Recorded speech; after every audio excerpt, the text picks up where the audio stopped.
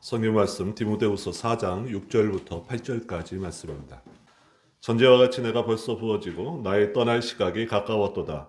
나는 선한 싸움을 싸우고 나의 달려갈 길을 마치고 믿음을 지켰으니 이제 후로는 나를 위하여 의의 면류관이 예배되었으므로 주 곧 의로우신 재판관이 그날에 내게 주실 것이며 내게만 아니라 주의 나타나심을 사모하는 모든 자에게 노노라.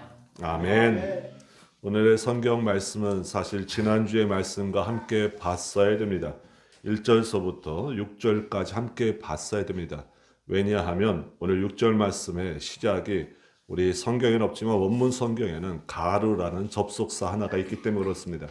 이거를 번역하자면 왜냐하면 또한 그런즉이라고 번역할 수 있습니다. 1절서부터 6절까지 지금 무슨 말씀을 하고 있느냐? 너는 복음을 전파하라. 너는 말씀을 전파하라. 2절 말씀이 핵심입니다. 5절 말씀에 또 있습니다. 고난을 받으며 전도자의 일을 하라 라고 말합니다. 말씀을 전파하며 전도자의 일을 하는 것, 이게 지금 이 1절서부터 6절까지 전체적으로 8절까지의 주제이기도 합니다. 복음을 전해야 될 이유를 3장 15절부터 계속적으로 보게 되면 성경에 대해서 말하고 있습니다. 성경은 그리스도 예수 안에 믿음으로 말미암아 구원에 이르는 지혜가 있습니다. 3장 15절이죠. 성경의 가장 큰 목적입니다.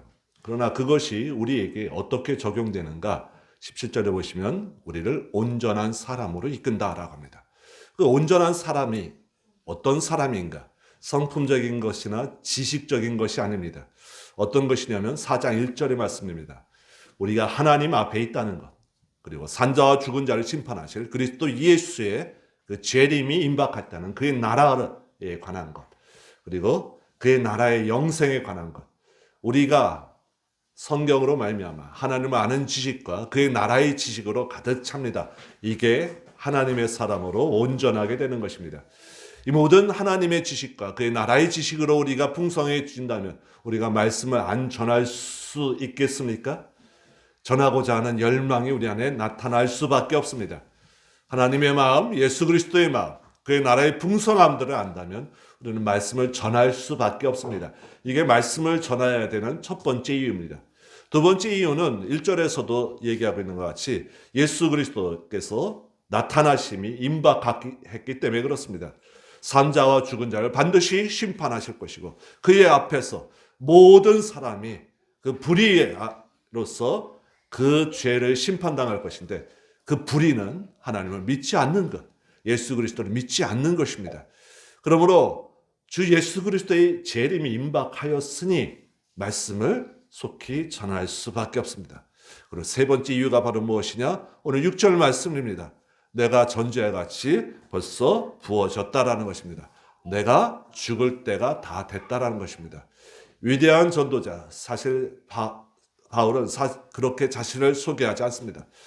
누가 봐도 그는 위대한 전도자였습니다. 그 전도자가 이제 죽을 날이 멀지 않았습니다. 그 자신이 전제와 같이 부어졌다라고도 지금 말하고 있습니다. 이제 이 말씀을 전하는 내가 없으니 네가 바로 이 말씀을 전해야 된다. 말씀을 전해야 되는 세 번째 이유로서 지금 6절이 등장하고 있는 것입니다.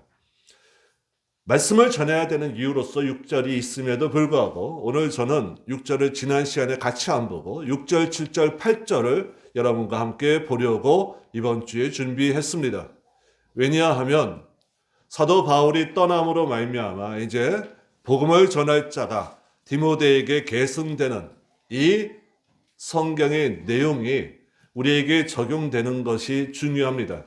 그러나 그것보다 6절, 7절, 8절 말씀이 사도 바울의 현재, 전제와 같이 내가 부어지고 떠날 날이 멀지 않았음을 말합니다.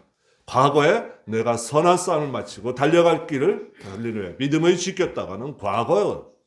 그리고 미래에는 나에게 의의 면류관이 예비되었다는 현재와 과거와 미래를 통한 바울의 삶을 조명하면서 하나님의 사람들이 어떻게 그의 신앙 안에서 믿음 안에서 하나님의 온전한 은혜 가운데 어떻게 나갈 것인가를 보는 것이 우리에게 더 유익할 것 같아서 오늘 6절, 7절, 8절 말씀을 하나로 묶어서 보려고 합니다. 내가 전제와 같이 벌써 부어줬다라고 합니다. 내가 죽을 날이 멀지 않았다라는 표현을 쓰지 않습니다. 전제와 같이 부어졌다. 벌써 부어졌다라고 합니다. 민수기 15장 1절부터 10절까지는 이 전제에 관해서 나오게 됩니다. 전제는 하나님 앞에 제물을 바칠 때 그 위에 제주라고 하죠. 제사 드릴 때 쓰는 술, 포도주를 그 제물 위에다가 붓는 것입니다. 여러분 음식할 때 여러분도 뭐 붓고 또 향을 위해서 붓고 맛을 위해서 붓고 합니다. 하나님 앞에 제사 지낼 때도 그 제물에 향기를 드리는 것이기 때문에 그 향을 좋게 하기 위하여 그 위에 포도주를 붓는데 민수기 15장에서는 특별히 어린 양일 때는 포도주 4분의 1 흰이라고 합니다. 흰이라는 단어는 3.8리터 정도 됩니다. 우리나라 옛날식으로 하면 2대 정도입니다. 그러니까 어린 양을 할 때는 4.1 흰을 거기다 붓습니다. 0.95리터, 한 1리터 정도 됩니다. 그리고 순양을 할 때는 포도주 3분의 1 흰을 씁니다. 약 1.27리터 됩니다. 그리고 수송아지 할 때는 거의 2리터에 가까운 2분의 1 흰을 그 앞에 붓게 됩니다. 그 하나님께 드리는 제물에 부어지는 제사 술로서 부어지는 게 바로 전제로 부어진다라는 것입니다. 사실 전제는 제물의 아름다운 향을 내기 위해서 돕는 것입니다. 그러니까 자신을 전제로 비유한다라는 것은 제물이 분명히 있다라는 것이고 제단이 있다라는 것입니다. 자신은 그 제물 위에 그 제물의 향을 돕는 포도주로서 전제로서 지금 사용되어 왔다라는 것입니다.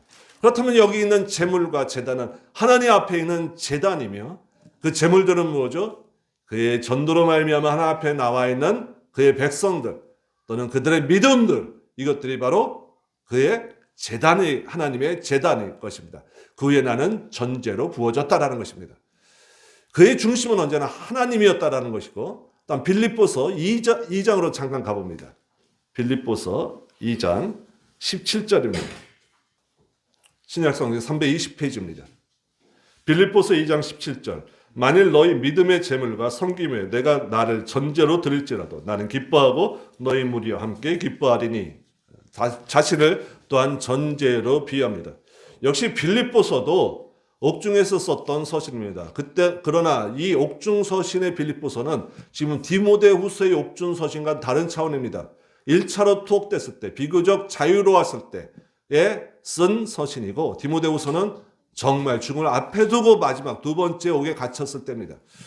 여기서 말하는 전제는 그 죽음을 얘기하지 않습니다. 바로 무엇을 얘기하느냐? 너희 믿음의 제물과 섬김 외에 내가 전제로 뿌려진다라는 것입니다. 너희 믿음과 섬김이 무엇인가? 자, 12절을 보십시오. 내가 있을 때뿐만 아니라 내가 없을 때에도 너희는 어떻게 해야 되는가? 항상 복종하여 두렵고 떨림으로 너희 구원을 이루라라고 합니다. 나 없을 때 두렵고 떨림으로 너희 구원을 이루라. 첫 번째 이걸 부탁하고요. 두 번째는 14절. 모든 일을 원망과 시비가 없이 하라 라고 합니다. 이게 바로 믿음과 그들의 섬김입니다. 그들의 믿음이 뭐죠? 두렵고 떨림으로 그의 구원을 이루어나가는 너희의 믿음과 섬김은 뭐죠? 모든 일을 원망과 시비 없이 하는 너희의 섬김 이 위에 내가 전제로 뿌려지는 게 나의 기쁨이다라는 것입니다. 왜 기쁨인가? 16절 보십시오. 생명의 말씀을 밝혀 나의 다름질이 헛되지 아니하고 수고도 헛되지 아니하므로 그리스도의 날에 내가 자랑할 것이 있게 하려 함이라라는 것입니다. 사도 바울의 자랑은 뭐죠? 자신이 자랑이 아니죠. 하나님의 백성들의 믿음, 그들의 섬김, 내가 수고하고 달려가고 애쓰고 한 그 모든 것을 하나님께 나중에 자랑하고 싶어요. 근데 내가 뭘 했습니다가 자랑이 아니라 저들을 보십시오. 저들의 믿음, 언제나 두렵고 떨림으로 그의 구원을 날마다 이뤄나갔던 저들의 믿음을 보십시오. 원망과 시비 없이 항상 복종하며 섬겼던 그들의 섬김을 보십시오. 이게 사도 바울의 자랑이었던 것입니다. 그래서 너희의 믿음과 섬김 후에 내가 전제로 부어질지라도 나는 기쁘고 기쁘다라고 말한 것입니다. 사도 바울의 일평생에 그의 삶의 중심이 무엇인가를 알 수 있습니다. 디모데후서에서 말하는 중심은 뭐죠? 하나님 중심이에요. 하나님의 제단 앞에 내가 전제로 부어졌다라는 것입니다. 여기 빌립보에서 말하는 전제는 뭐죠? 하나님의 백성이 중심이었습니다. 그러니까 사도 바울은 언제나 하나님 중심, 하나님의 백성 중심, 하나님의 공동체 중심, 하나님 나라 중심이었던 것입니다. 오늘 저는 이 주제를 갖고 여러분한테 말씀드리려고 합니다. 하나님 중심으로 산다는 것, 그리고 하나님 나라의 백성 중심으로 산다는 것은 과연 어떻게 사는 것인가? 어떤 믿음의 삶으로 나타나는 것인가? 우리의 삶이 과연 그 길로 잘 가고 있는가 체크해 보시고, 만약 잘못 가시고 있다면 다시 정주행하셔서 하나님이 원하시는 길로 여러분들 바로 가셔야 됩니다. 내가 전제와 같이 벌써 부어지고 내가 떠날 기약이 벌써 가까웠다라고 6절은 말하고 있습니다. 여기서 말하는 떠날 기약, 하나님 중심, 하나님 백성 중심으로 산다는 것은 이 떠날 기약이라는 단어를 통해서 우리의 삶을 좀 살펴보아야 됩니다. 여기 떠난다라는 단어는요, 뭔가 준비한다, 그리고 뭔가 놓아준다라는 뜻을 담고 있습니다. 뭔가 느슨하게 한답니다. 구체적으로 말하면 배가 정박해 있는데 항구에요. 배가 떠나려면 닻을 올리고 그리고 묶었던 밧줄을 풀어내야 됩니다.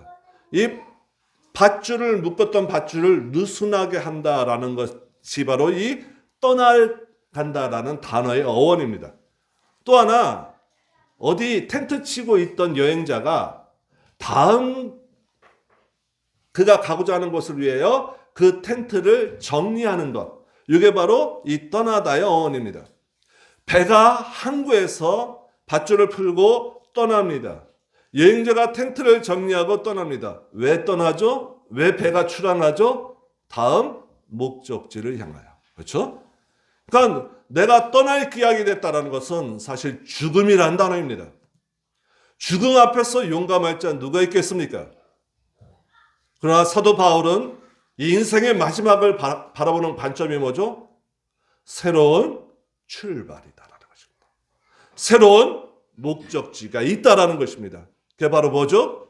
하나님의 나라. 그 영화로우신 하나님을 만나는 그곳으로 내가 가는 새로운 인생의 출항이다, 출발이다 라는 것으로 지금 믿음의 고백을 하고 있습니다.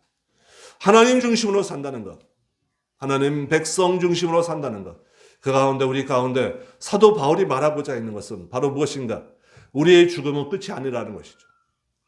우리의 삶은 죽음으로 끝난다는 것이 아닙니다. 새로운 하나님의 나라가 있고 그것을 향하여 새롭게 출발한다라는 것입니다.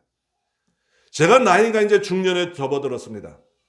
제 친구들이 이제 부모님을 한두 번씩 여의기 시작합니다.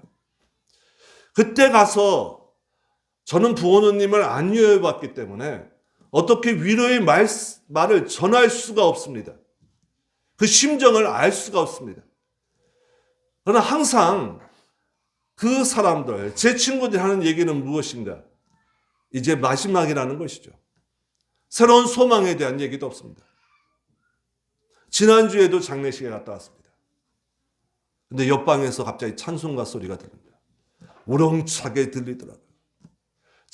장례식장에서 들리는 그 찬송가가 그렇게 좋은 줄 저는 처음 알았습니다. 우리는 왜 장례식에 가서 찬양하고 하나님께 예배드리고 하죠? 새로운 출발을 향해 가는 그 하나님의 사람을 위해서 하는 것입니다. 인생의 죽음은 우리 앞에 놓여진 필수적인 것입니다. 죽음을 어떻게 준비하십니까? 떠날 준비를 하셔야 된다는 것이죠, 반드시. 근데 그 떠날 준비들을 어떤 마음가짐을 가지고 가야 되는가? 마지막이 아니다라는 것입니다. 새로운 출발이다라는 것입니다. 죽을 때 아무것도 안 갖고 갑니다. 그러나 우리 믿는 자는 하나 가지고 가는 게 있습니다. 뭘 가지고 갑니까? 배에 싣고 가야 됩니다. 물건을 정리할 때 잘 정리해서 가지고 가야 됩니다. 뭘 가지고 가야 됩니까? 믿음 하나 가지고 가야 됩니다.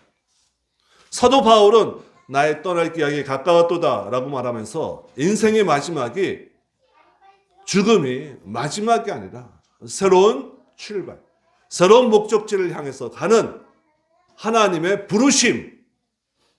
그러므로 그 죽음 앞에서 회피할 것도 없고 슬퍼할 것도 없습니다.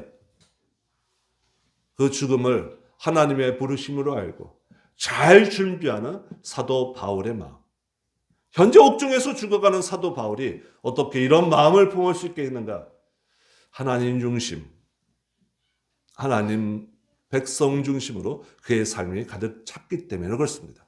이게 없다면 우리는 죽음 앞에서 두려울 수밖에 없습니다. 우리의 죽음은 새로운 출발이라는 것. 그리고 그 새로운 출발을 향해서 갈 때 우리가 반드시 준비해야 될 한 가지, 믿음이라는 거 잊지 마시기 바랍니다. 두 번째는요, 나는 선한 싸움을 싸우고 나의 달려갈 길을 마치고 믿음을 지켰다라고 7절에서 말합니다. 그의 과거를 되돌아봅니다. 싸움이 어떻게 선할 수 있습니까? 싸움은 상대가 있습니다. 그리고 이 싸움은 언제나 처절합니다. 전쟁이란 싸움은 목숨도 앗아가는 싸움입니다. 근데 이 싸움 앞에 선하다라는 단어가 붙습니다. 성경에서 싸움을 선한 싸움으로 말하고 있는 데는 디모데전서 2군데하고 이 디모데후서뿐입니다. 디모데전서 1장 12절 내가 너에게 예언한 바대로 선한 싸움을 싸우라. 예언한 바가 뭐죠? 말씀 따라서 선한 싸움을 싸우라 라고 합니다.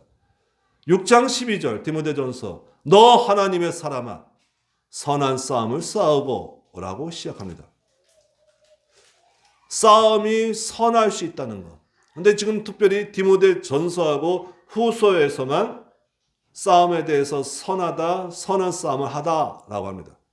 한번 제가 여러분들의 기억력들을 한번 되새겨 보려고 합니다. 디모데전서와 디모데후서의 주제가 뭐라고 첫 시간에 말씀드렸죠? 첫 시간에 디모데전서와 디모데후서의 주제는 바로 이것이었습니다. 뭐였죠? 복음. 그리고 하나 덧붙이자면 복음을 지켜라. 그러니 선한 싸움은 항상 복음과 관련되어 있는 것입니다. 복음과 관련된 싸움에서 그는 나의 달려갈 길을 마치고 합니다. 그 길을 달려갔다고 합니다. 그리고 믿음을 지켰다고 합니다. 이것을 한 덩어리로 봐야 됩니다. 선한 싸움을 하면서 복음을 지키면서 달려갈 길을 가면서 믿음을 지키는 것. 여러분 길을 갈 때 어떤 길을 가는가? 예수 그리스도께서는 이 선한 싸움과 가는 길 그리고 믿음을 지키는 것을 뭐라고 말씀하셨는가? 예수님의 비유 두 가지를 통해서 우리의 선한 싸움이 어떤 종류의 싸움이며 그리고 어떻게 달려가며 믿음을 어떻게 지켜야 되는가를 좀 보려고 합니다. 마태복음 7장으로 가봅니다. 마태복음 7장 13절부터 27절은 한 덩어리의 예수님의 비유입니다. 자, 이때 우리가 너무나 잘 알고 있는 단어들이 많이 나옵니다. 자, 13절부터 27절까지 두 가지를 대조합니다. 두 가지를 대조하는데 첫 번째, 예수님께서 원하시는 길과 원하시는 믿음들이 무엇인가를 쫓아갑니다. 잘 쫓아오십시오. 13절, 좁은 문으로 들어가라. 그 좁은 문은 14절, 생명으로 인도하는 문이고 좁고 길이 협착해서 찾는 이가 적습니다. 17절, 좋은 나무고 그리고 아름다운 열매를 맺습니다. 그리고 이렇게 한다는 건 21절, 하반절 보십시오. 내 아버지의 뜻대로 행하는 자들입니다. 24절, 나의 이 말을 듣고 행하는 자들이고 그들은 반석 위에 지은 지혜로운 그 집을 지은 지혜로운 사람들입니다. 25절, 무너지지 않습니다. 이게 좁은 길로 들어가고 예수님께서 원하시는 아름다운 열매를 맺는 신앙의 모습들입니다. 이에 반대되는 모습을 예수님께서 말합니다. 13절, 멸망으로 인도하는 문이 있고 그것은 크고 그 길이 넓어 들어가는 자가 많습니다. 17절, 못된 나무고 나쁜 열매를 맺습니다. 길입니다. 22절, 그날에 나는 사람이 나더러 이르되 주여 주여 하면서 22절 전체입니다. 왜 이 사람들이 잘못됐죠? 23절. 그때 내가 그들에게 밝히 말하되 내가 너희를 도무지 알지 못하나니 이 사람들은 불법을 행하는 자들입니다. 26절. 이런 불법을 행하는 자들, 나쁜 나무 나쁜 열매, 못된 나무 나쁜 열매 맺는 사람들, 큰 문으로 들어가서 넓은 길로 가는 사람들은 어떤 사람들인가? 26절.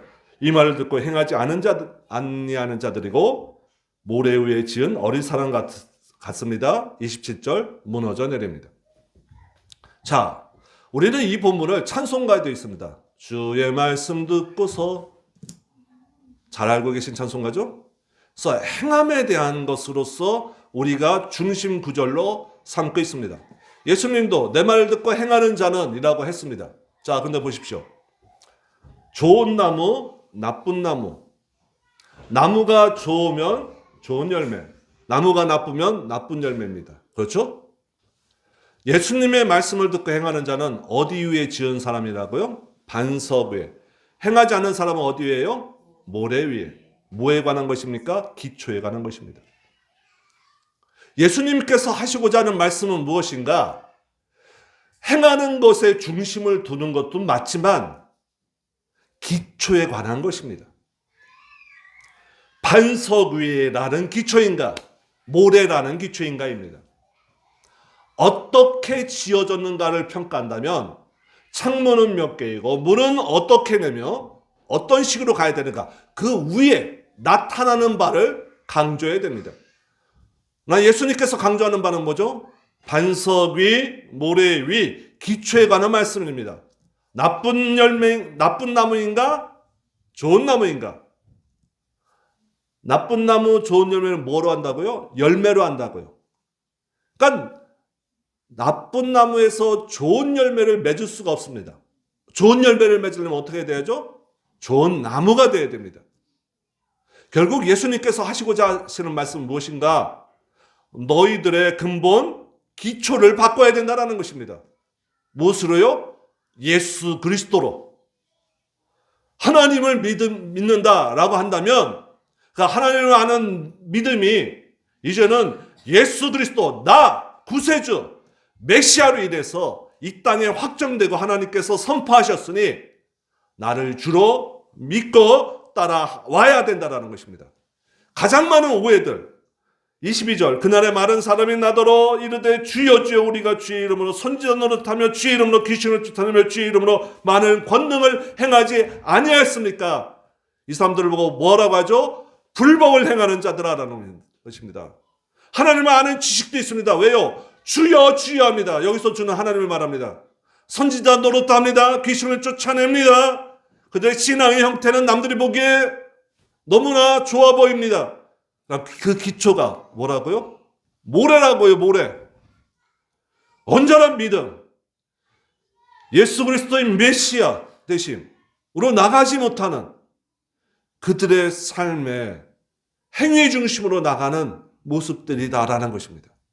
예수님은 여기서 행동, 믿음의 행위를 강조하시기도 했습니다. 그러나 그것이 불법을 행하는 자들은 행위가 없었습니까?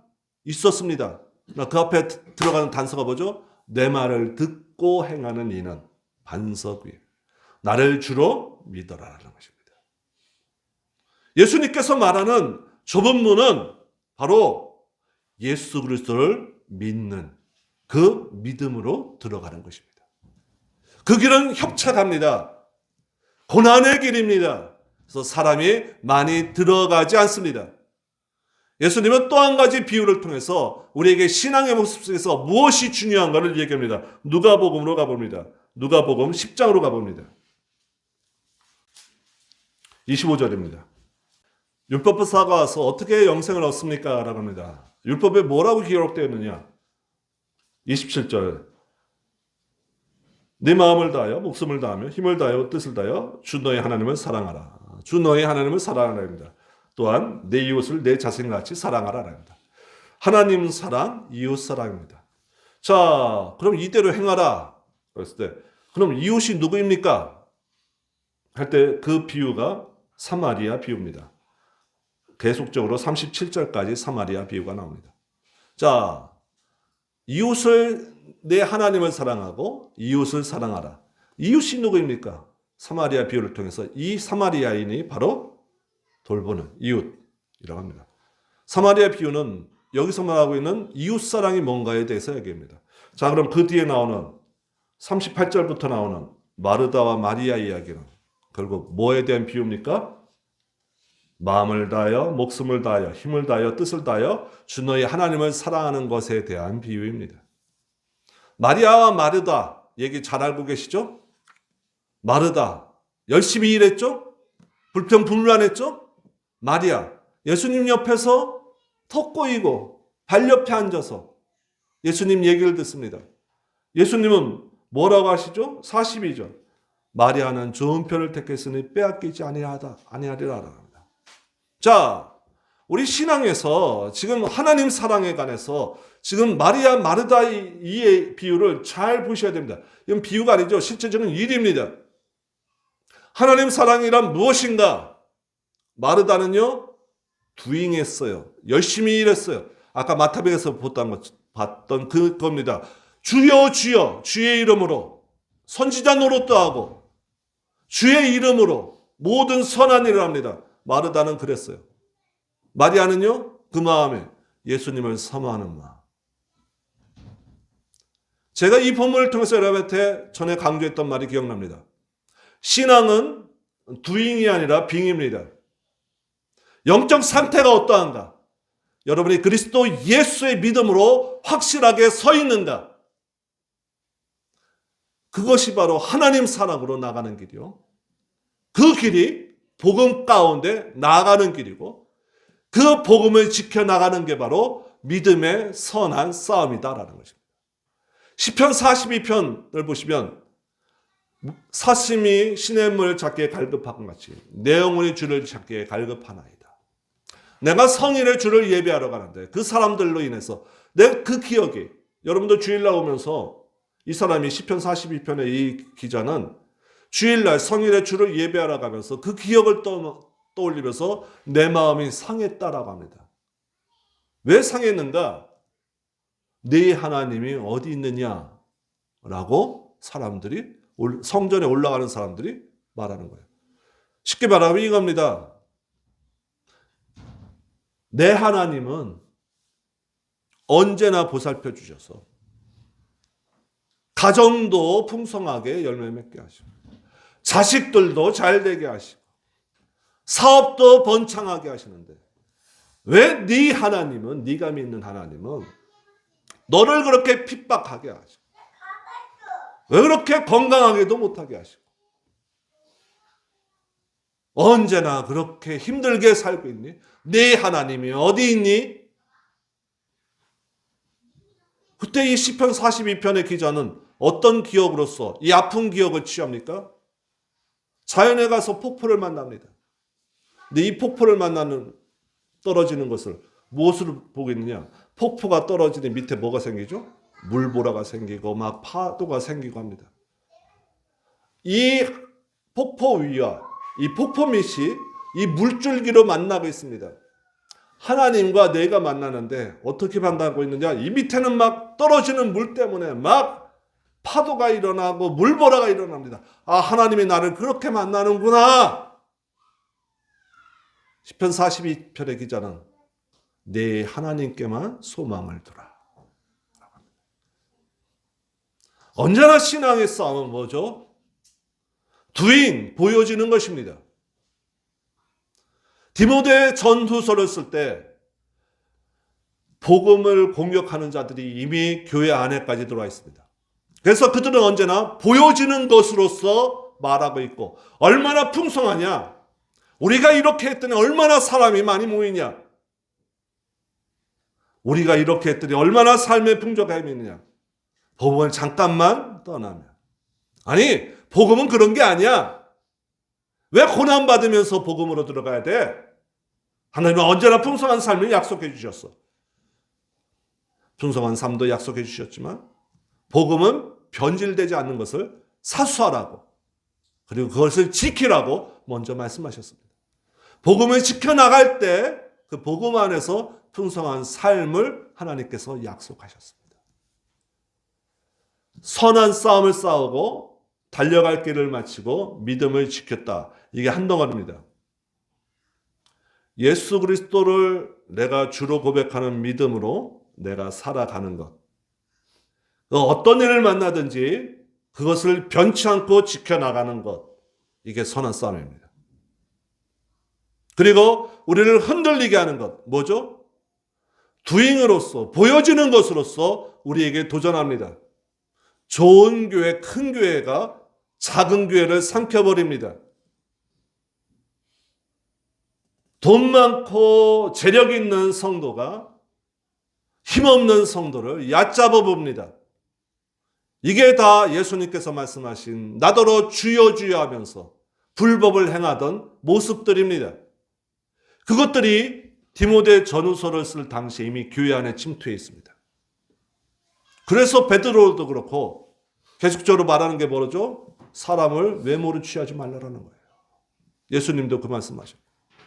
사람을 외모로 취하지 말라 안에는 또 뭐가 있습니까? 보이는 것으로서 하나님의 능력을 판단하지 말고 보이는 것으로서 우리의 믿음을 재단하지 말라라는 것입니다.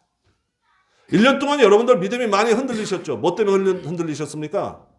우리 주변의 환경들이 여러분들이 흔들릴 때마다 어려워질 때마다 나의 하나님은 언제나 나와 함께 하시는다.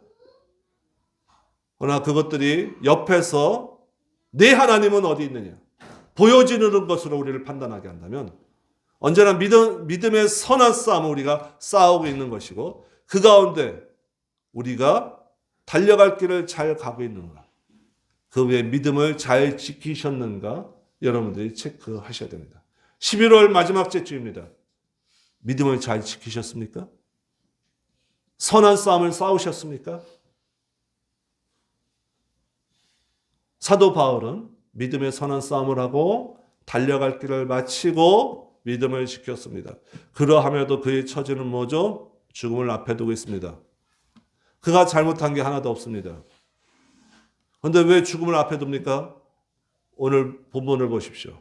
미래 이제 후로는 나를 위하여 의의 면류관이 예비되었으므로 주 곧 의로우신 재판관이 그날에 내게 주실 것이다 라고 합니다.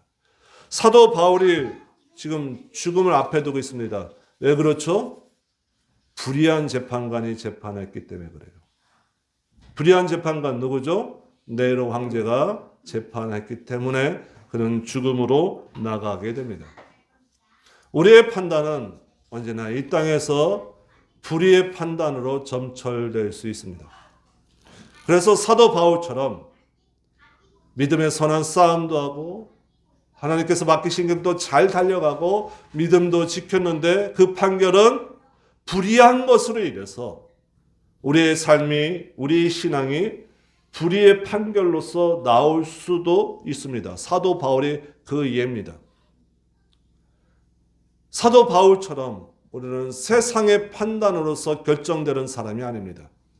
이제 후로는 나를 위하여 의의 면류관이 예비되었으므로 곧 의로우신 재판관이 바르게 판결해 주실 것입니다. 의의 면류관은 뭐죠? 우리가 의로운 자에게 수여되는 면류관입니다. 여러분도 의로우십니까? 의로우십니까? 네. 의인입니까? 네. 왜 의인이죠? 하나님께서 의인으로 칭해 주시고 예수 그리스도로 인해서 우리를 의인으로 변화시켜 주셨기 때문에 그렇습니다. 네. 우리가 의인이 되는데 우리가 한 게 아무것도 없습니다. 그런데 우리가 의의 면류관을 받습니다. 의로우신 재판관이 심판하시고 그분이 쓰여주시는 의의 면류관을 우리가 얻게 될 것입니다.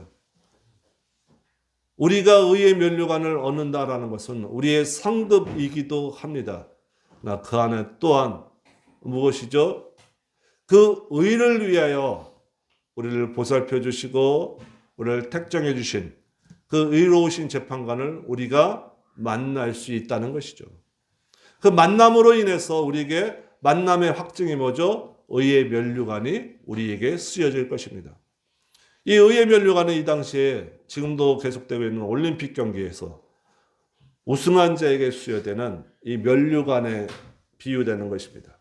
그것은 한낱 이 땅에서 이 자랑일 것입니다. 우리는 의로우신 재판관이 심판하셔서 우리에게 수여주시는 의로우신 의의 면류관이 우리에게 수여질 것입니다. 이제 후로는 이라고 합니다. 그리고 여기 의의 면류관이 예비되었으므로 라고 말하고 있죠. 예비라는 단어의 예자가 우리가 예언하다, 예견하다 해서 미래적인 우리 것으로 한자어로 우리에게 많이 사용되고 있는 단어입니다. 그러나 여기 예비되었다라는 단어는 현재형이 쓰여졌습니다. 바로 지금 준비되어 있다라는 것입니다. 그리고 그 수여식은 미래에 있을 것이고 의의 면류관은 어떻게 해요? 미리 준비되어 있다라는 것입니다. 의의 면류관이 사도 바울뿐만 아니라 그날에 내게 주실 것이며 내게만 아니라 주의 나타나심을 사모하는 모든 자에게 이 의의 면류관을 주실 것이다 라고 말합니다. 디모데후서에서 사도 바울이 그의 영적 아들에게 마지막으로 말하는 유언과도 같은 말, 과거, 현재, 미래를 통틀어서 그가 강조하고 있는 말은 무엇이죠? 나는 떠나간다. 그 떠남이 마지막이 아니라 새로운 하나님의 나라를 향한 항해이다. 너무 슬퍼하지 말아라 라는 것입니다. 믿음의 선한 싸움을 싸워야 된다는 것입니다. 그 믿음의 선한 싸움은 뭐죠? 바로 복음을 지키는 거예요. 복음을 지키는데 가장 어려운 게 뭐죠? 아까도 봤었죠. 나 주여 주여 하면서 공동체 안에 있습니다. 시편 42편 주일에 성일에 올라가면서 같이 신앙생활 하던 사람들로 인해서 내 마음이 상했습니다. 밖에서의 불의한 재판관을 해서 당하는 고통이 우리 안에는 육체적이고 우리의 핍박이라면 우리 내면적인 고통은 어디에서 시작되죠? 공동체 안에서 우리를 흔들기 시작한다는 것입니다. 지금도 나옵니다. 이단이 성행하고 있고 우리의 복음을 변질시키는 것들이 너무나 많이 넘쳐납니다. 그 가운데 여러분들 보여지는 것으로 쌓은 것이 세상의 업적으로서 평가되는 이 시대에 저처럼 보여지는 것보다 여러분들의 마음의 중심이 온전히 하나님께만 향해 있는가? 그것이 하나님께만 더 중요합니다. 라고 외친다면 공허한 메아리처럼 들리는 시대가 되어버렸습니다. 예수 그리스도를 주로 삼고 온전한 믿음으로 무장된 후에 자연스럽게 나오는 믿음의 행위, 하나님은 그걸 온전히 기뻐하십니다. 1년 동안 온전한 믿음으로 지키시면서 하나님께 영광 돌리셨습니까? 믿음의 선한 싸움을 싸우시라라는 말씀이 아니라 오늘 제가 드리는 말씀은 1년 동안 믿음의 선한 싸움을 싸우시라고 수고 많이 하셨습니다. 우리 교회 성도들은 이 믿음의 선한 싸움에서 언제나 흔들리지 않는 모습으로 오히려 저에게 많은 격려를 주셨습니다. 때로는 여러분들이 너무나 실망 가운데 있고 낙담 가운데 있는 모습도 보았지만 주님을 향한 믿음만큼은 변하지 않는 것을 보면서 제가 오히려 도전받고 많은 격려를 받았습니다. 그 싸움 잘하셨습니다. 보여지는 것으로 흔들리지 마십시오. 나타나는 것으로 평가받지 마십시오. 우리에게 판관이 온전하게 우리를 보시고 믿음을 보시고 의의 면류관으로서 우리에게 부어주실 줄 믿습니다. 사도 바울의 마지막 유언처럼 당부하는 말, 믿음에 달려갈 길을 달려가시면서 선한 싸움으로 여러분들의 복음을, 믿음을 온전히 지켜나가시길 주의 이름 부탁드립니다. 아멘. 함께 기도합니다. 하나님 아버지, 우리에게 그리스도 예수 안에 있는 믿음으로 말미암아 구원에 이르는 은혜의 선물을 허락해 주셔서 감사합니다. 이 모든 하나님의 은혜의 선물이 성경 안에 우리에게 최종적인 계시로 완성된 계시로 우리에게 주어 주셨음에 또한 감사하며 이 성경 말씀에 나타난 복음을 우리가 온전히 지켜나가며 그 이 복음 안에 있는 믿음의 선한 싸움으로서 우리의 달려갈 길을 우리가 열심히 달려가고 믿음을 지키고 그것으로 인하여 하나님께 충성된 종이라 칭찬받을 수 있는 모든 하나님의 일꾼들이 될 수 있도록 우리 은혜한 학교에 속한 모든 공동체를 주님께서 날마다 새로운 믿음과 은혜로서 이끌어 주시옵소서. 예수님의 이름으로 기도드리옵나이다. 아멘.